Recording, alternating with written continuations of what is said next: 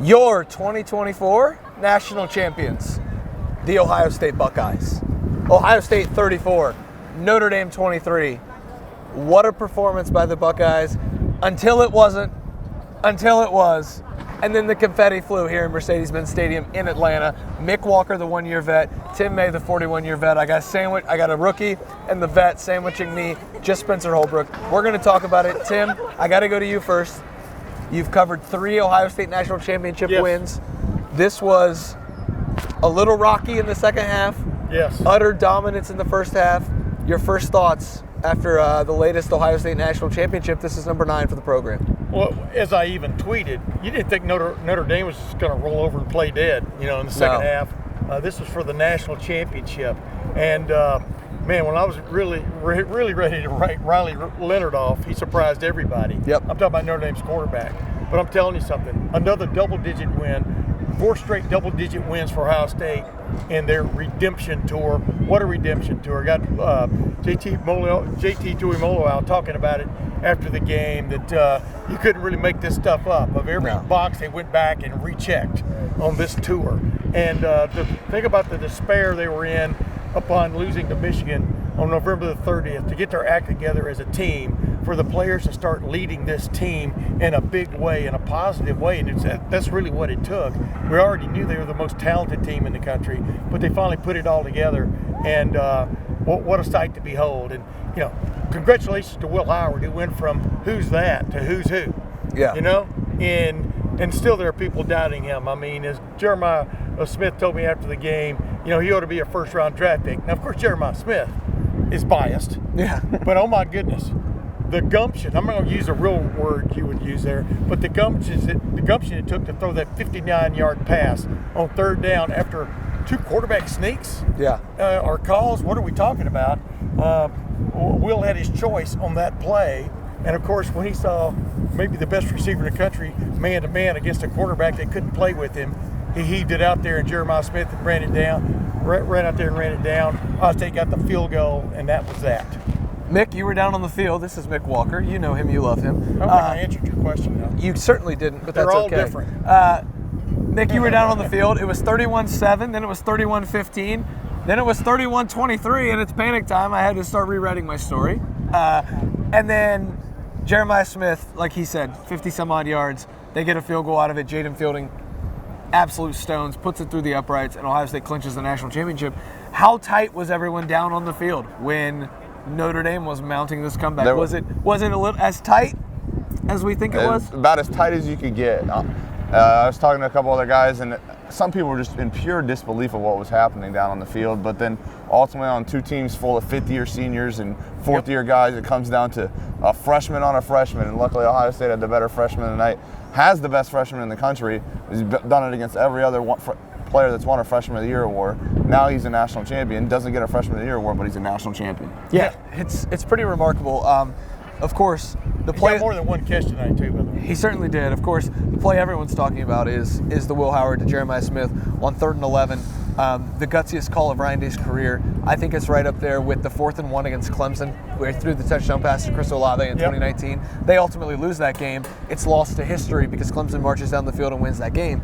This was not. Yes. This was a 5th-year quarterback from Kansas State who got benched at Kansas State, and everyone doubted all year. He's not the truck, he's the trailer. Yeah. He's not driving the thing. He's just along for the ride with all of these weapons.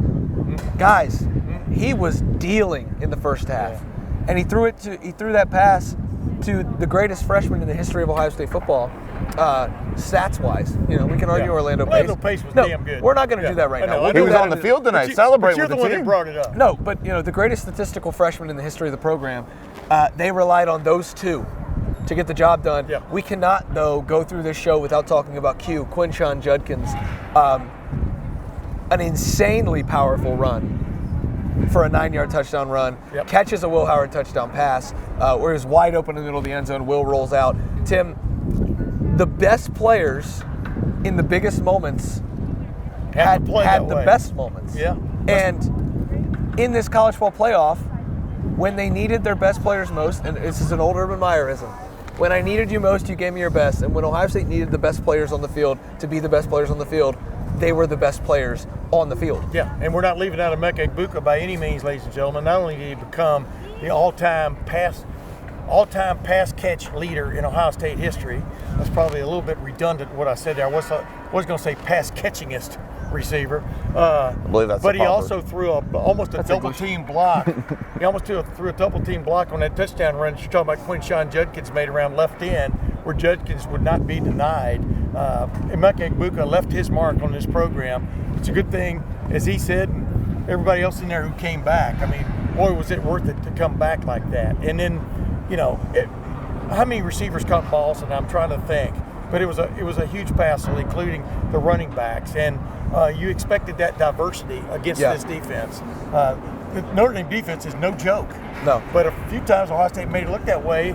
I don't know the final rushing yards, but I think Ohio State was getting close to 200 when the thing was finally over. That was a point made, and of course Will Howard, with his sterling night throwing the ball, just what a complete performance for them. And then, the defense, gave up a couple of drives. You're going, oh my goodness, right? Oh my goodness. Oh my goodness.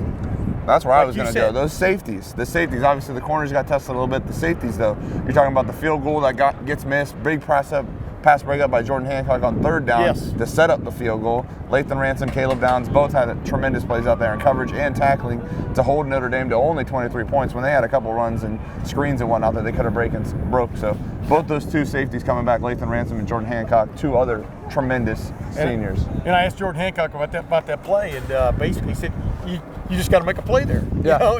It literally is as simple as that, like you were just talking about a while ago. You don't want just your best players, and Jordan Hancock's one of their best players. I mean, I'm not discounting him, but this was a roster replete with guys who on any other team would probably be a star in their own right. And it was a great mix. Maybe we'll never see again of this kind of mix on a major college football team. But boy, did they wring everything out of it the last 4 games and definitely the last 4 quarters of this season. Yeah, I mean, well, especially the first 2 quarters of the last 4 quarters. What a Don't first start dicing. No, but what a first half. I'm making the point, like, just incredible. And then, we're at halftime, you get your little sandwich, you're sitting there talking to the other reporters. Okay, well, if Notre Dame gets a stop here, we got a ball game. Yeah. And then Quinshon Judkins on that first drive goes 70 yards. I'm sure he's kicking himself for not punching that in. Oh, yeah. Ohio State actually takes a timeout on the first drive of the second half because Quinshon marched them down the field with that 70-yard run. He was scoring, damn it. And Ryan Day, wasn't that the idea? I think it was, right? Ryan Day takes a timeout to give him a breather. Yeah. And then they run 2 plays and then punch it in on third and goal with Quinshon Judkins. He has 3 touchdowns in this game. Yeah. I don't want anybody to forget that.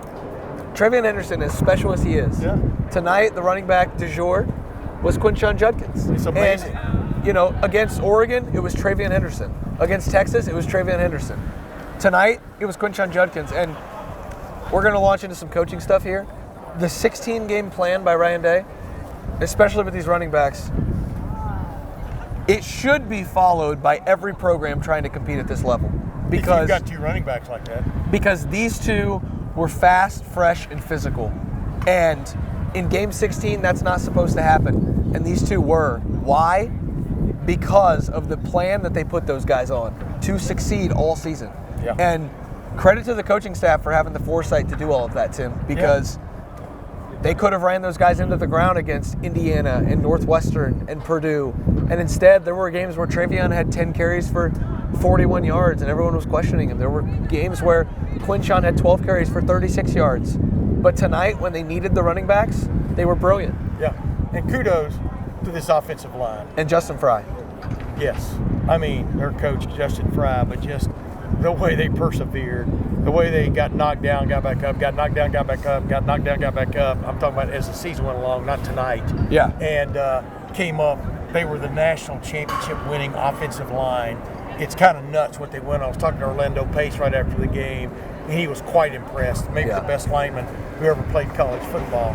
And just like he said, it was more like the resilience of this group and guys stepping up. Yeah. Because, it is really easy when you're not the first team guy to just kind of get into a cruise mode, and these guys didn't. And Luke Montgomery starts the national championship game at left guard after he started the game against Texas.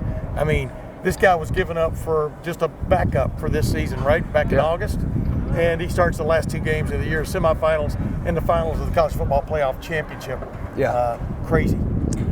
The offensive line, Justin Fry, the coaching staff, they took a lot of heat, Nick, at the end of November. We don't need to relive what happened at the end of November, especially now. Not now. I don't know if all is forgiven, but I think 99% is forgiven.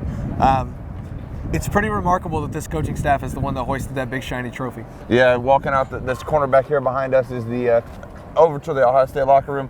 Audible Justin Fry chant as he headed towards the locker room. Rightfully deserved. There was a big embrace between Luke Montgomery and Taylor Shabola on the field. Yes. Of a hug. They were lifting each other up in the air. Josh Fryer almost suplexed Cody Simon over the back because he picked him up so high. These guys, Josh Fryer, the heart and soul of that offensive line. Donovan Jackson, perhaps the MVP of this whole team, playing left tackle after playing most of his career at guard. The whole unit, Carson Hinsman after coming back in the lineup. It's really a storybook with the offensive line, so credit to all of them. Mike Salini, Justin Fry, Chip Kelly, Ryan Day, all of them for putting them in the position, and the players for executing it. That's what put this 4-game stretch into motion, is having that offensive line play how it did. Absolutely. It certainly did. And now, finally, we will talk about the big gun, the big man himself, not Santa Claus, Ryan Day. Jaden Fielding. Jaden Fielding. What a kick there at the end, man. That takes some cojones. 3 out of 3 in the playoff. I mean, pretty impressive run there with the Oregon game. Well, we missed the Tennessee one. Yeah. But the Oregon game and then this one, pretty impressive stuff from Jaden Fielding, especially, look, man, kicking is mental. I talked to a lot of special teams guys in this program. Kicking is mental. And you miss those field goals. Well, it's 90% mental and 20% physical. Yeah. And you could tell Jaden Fielding after both kicks, fist pumps. Oh, yeah. After the second kick, 50-yard line jumping chest bump with Brandon Ennis, because that was the thing. Yeah, and then you mentioned special team coaches, Gunnar Daniel, Rob Keyes. I know they don't get it talked about a lot, but this is a team at Notre Dame that really prides itself on special teams, and they were shut out on being able to do anything possible to execute. But they do have some pretty good 2-point plays. They sure do. But, you know, a big kick by Jaden Fielding, and kudos to him. He told me after the Cotton Bowl he wanted to kick a game winner. He didn't get the chance to because Jack Sawyer had the strip sack. He got to kick the technical game winner here because it put it out of reach. But the big man himself is Ryan Day. I saw, you don't want to get too emotional or sappy here. Ryan Day is one of the best human beings that's also a head football coach that you're going to find in this profession. Amen. And to see the shit some people said about him after the Michigan game, a lot of it was warranted because you can't lose to that team in that moment. The address on social media, the talk about what he and his family should do, and His children. the stuff to his children. And tonight I watched him on the stage that's behind me still, barely, singing Carmen, Ohio with his family and rocking the national championship trophy like a baby. Yeah. The range of emotions that family has been through the last 2 months, and again, when you say that you wanted him fired after the Michigan game, I understood. But he is a really good football coach. And now he's a national champion. There are 5 of them. Paul Brown, Woody Hayes, Jim Tressel, Urban Meyer, and Ryan Day. And as of now, no one will ever take that away from him. Right. He won a national championship at Ohio State. Right. Mount Rushmore has 5 heads at Ohio State, and one of them is Ryan Day. And that's a complicated legacy all of a sudden, but that's what it is. He is a national championship winning head coach. He's one of 3 active head coaches to win a championship. It's Kirby Smart, it's Dabo Swinney, and it's Ryan Day. And the only reason Kirby has won more than Ryan is because of what happened on this field 2 years ago with a 50-yard field goal. Right. So the Ryan Day has now etched himself in not only Ohio State history, but college football history, because we're at a moment where there's only 3 active head coaches with a championship, Tim. Yeah. And he's one of them. Yeah, and going back to you're talking about somebody posting their address on social media and the people who took it so personal. I mean, you know, very small minority, but what a bunch of jackasses. Yeah. I mean, basic bottom line, what a bunch of jackasses. And it just shows you, like I'm talking with Ross Bjork as we're walking off the field, and he knew there was something special with Ryan Day the first time he met him. Yeah. He backed Ryan Day way back when he took the job, way back, what was that, February of last year, said where he stood with Ryan Day, and he stuck by that at the most down of times. Imagine Imagine, like some people wanted, if they had fired Ryan Day after the Michigan game. Imagine the chaos, the whatever you want to call it. Maybe players quitting. Who knows what would have happened? These players played. They played for themselves, but they played for Ryan Day also and his coaching staff. There was no doubt about it. If you could take the emotion that those players showed up on that stage with Ryan Day and what Ryan Day showed, you could bottle it, it'd be the most powerful drug in America and the whole country. It was pure euphoria for those guys to finally be able to raise it, for him to be able to mess with the guys, do the hand motions, get all the guys going. They were delighted in every sense of the word, and it couldn't happen to a better group of kids. Congratulations to that coaching staff for getting it done, rallying the troops. I mean, it was pretty amazing being on the field. Buckeye Nation showed up. I mean, we're talking probably 50-50, 55-45 split around here. I'd say 60-40. I'd 60-40. The Ohio State did dominate the third row. The bottom two rows were pretty split in the corners, but yeah. It was showing by Buckeye Nation all around, coaches, players, on up the fans, and even the Lettermen Row staff, Tim May and Spencer Holbrook. Buckeye Nation always shows up, fellas. Ohio State just went on an unprecedented 4-game tour to win the national championship. Expensive for any of the fans who did all 4. Congratulations to you. You also endured, some weird weather the first round, and you endured weird weather here in Atlanta. It's cold in here right now. I'm wearing my winter jacket because somebody left the damn door open. But the bottom line is, Buckeye Nation always deserves it, man. I mean, they show up in force. It really helped, too, that the Atlanta Falcons colors are sort of like Ohio State's. Yeah. And it kind of helped the motif in here. But, and finally, like you said, assistant coaches, Chip Kelly, Jim Knowles especially. We'll see what happens with Jim Knowles. I don't think he's going anywhere, but who knows, right? But the bottom line is they had great plans in all 4 of these games. Yeah, the defense got tested in the second half of this one, but then it righted the ship when it needed to.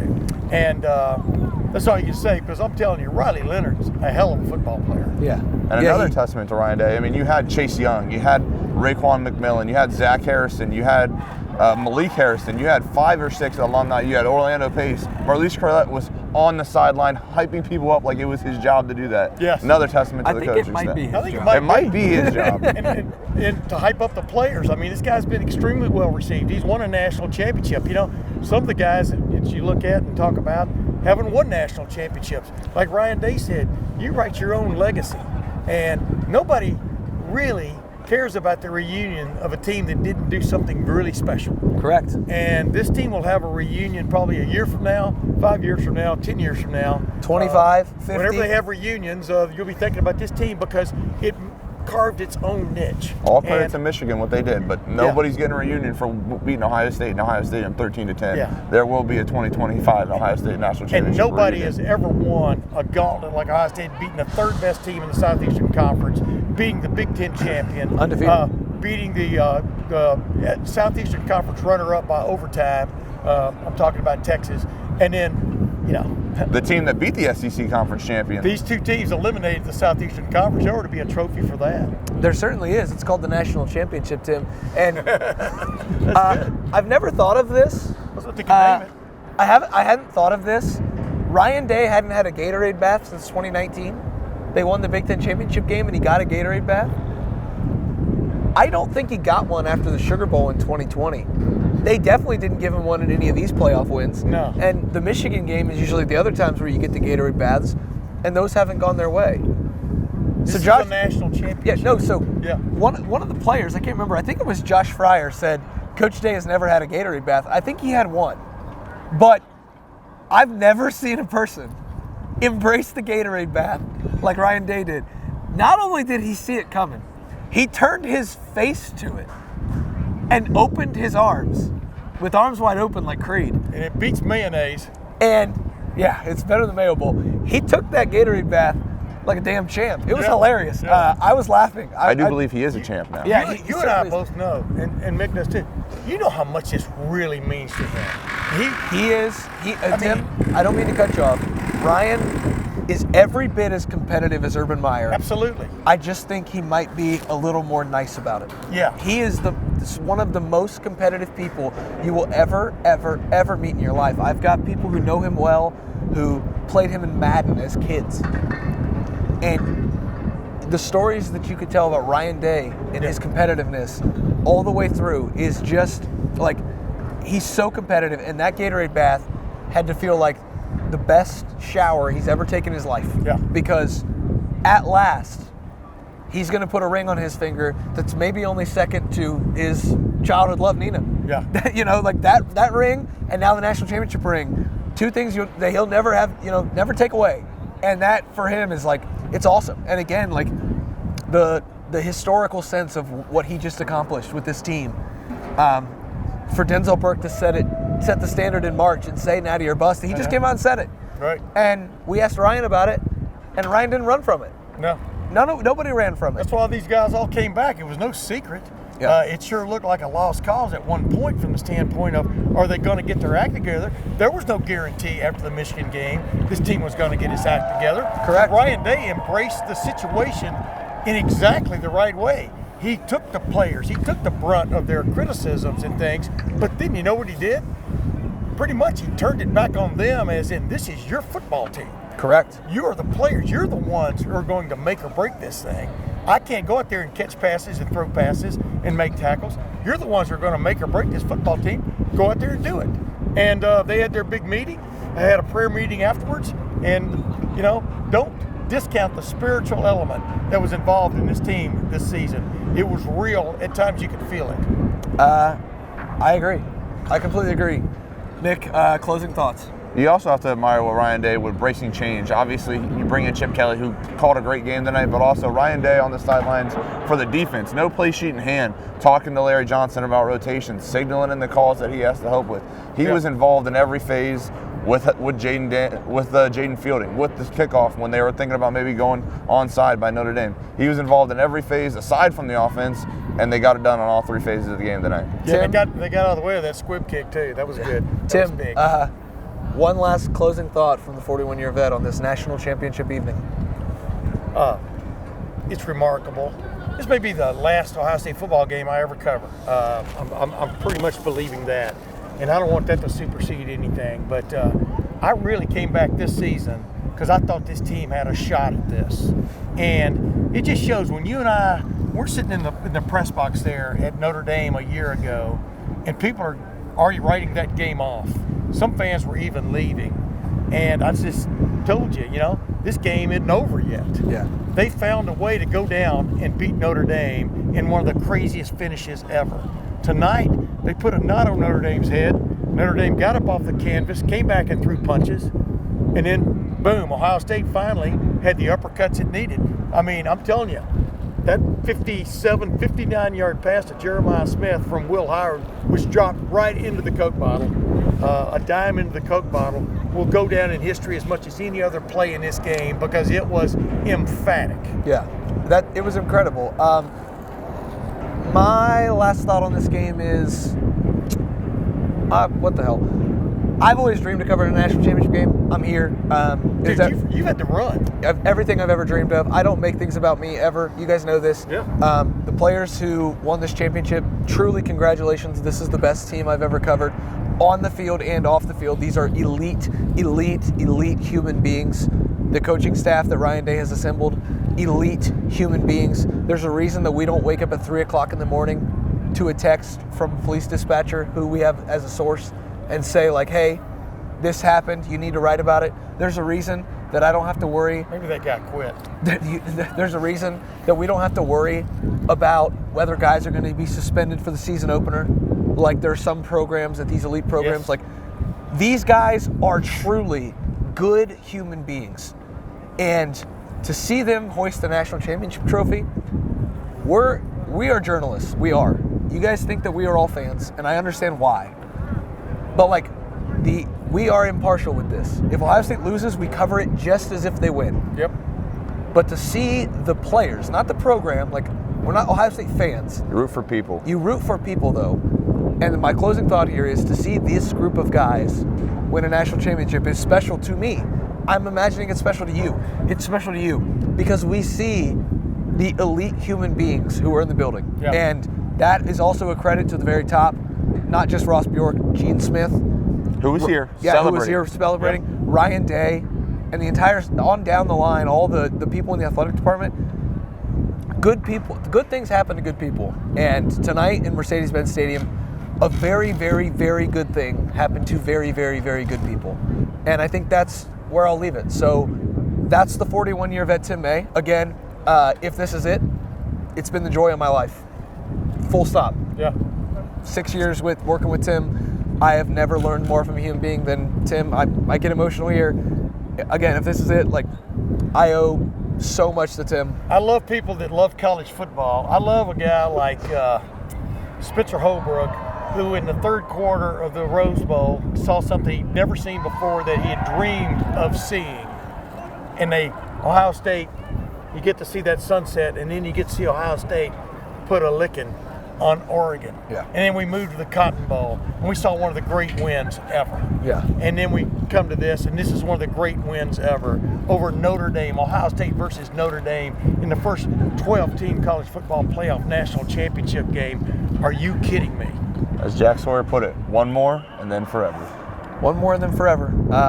Again, Tim, if this is it, thank you for everything.